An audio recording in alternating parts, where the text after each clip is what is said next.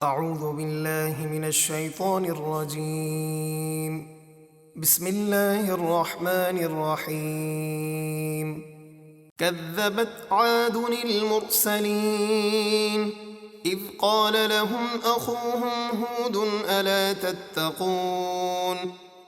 ہود کی قوم عاد نے رسولوں کو جھٹلایا جب انہیں ان کی قوم کے ہود نے فرمایا کیا تم اللہ کے عذاب سے ڈرتے نہیں؟ إني لكم رسول أمين فاتقوا الله وأطيعون وما أسألكم عليه من أجر إن أجري إلا على رب العالمين.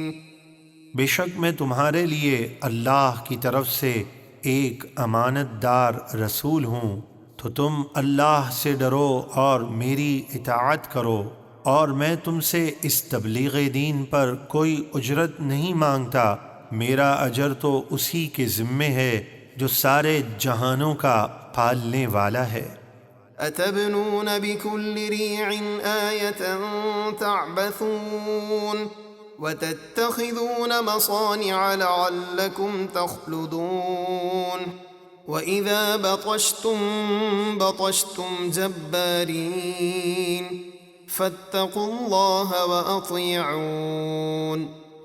کیا تم راہ گیروں کو پریشان کرنے اور ان سے ہنسی مذاق کرنے کے لیے راستوں میں ہر اونچی جگہ ایک نشان یعنی اونچی عمارت بناتے ہو اور مضبوط محل بناتے ہو اس امید پر کہ تم ہمیشہ رہو گے، اور جب تم کسی کی گرفت کرتے ہو تو بڑی بے دردی سے گرفت کرتے ہو، تو اللہ سے ڈرو اور میری فرما برداری کرو۔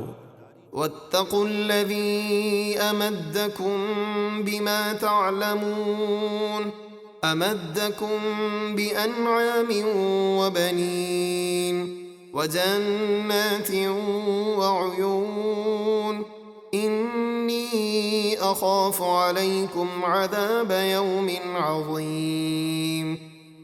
اور اس اللہ سے ڈرو جس نے تمہاری ان چیزوں سے مدد فرمائی جن کو تم جانتے ہو، چوپایوں اور بیٹوں سے تمہاری مدد فرمائی اور باغوں اور چشموں سے۔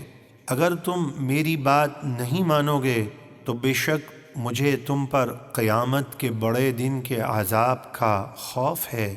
قالوا سواء علينا أوعظت أم لم تكن من الواعظين إن هذا إلا خلق الأولين وما نحن بمعذبين. وہ بولے اے ہود ہم پر برابر ہے، چاہے آپ ہمیں نصیحت کریں یا نہ کریں ہم آپ کی بات نہیں مانیں گے۔ جن باتوں سے آپ ڈرا رہے ہیں یہ تو پہلے لوگوں کی من گھڑت باتیں ہیں، اور ہمیں کوئی عذاب نہیں ہونا۔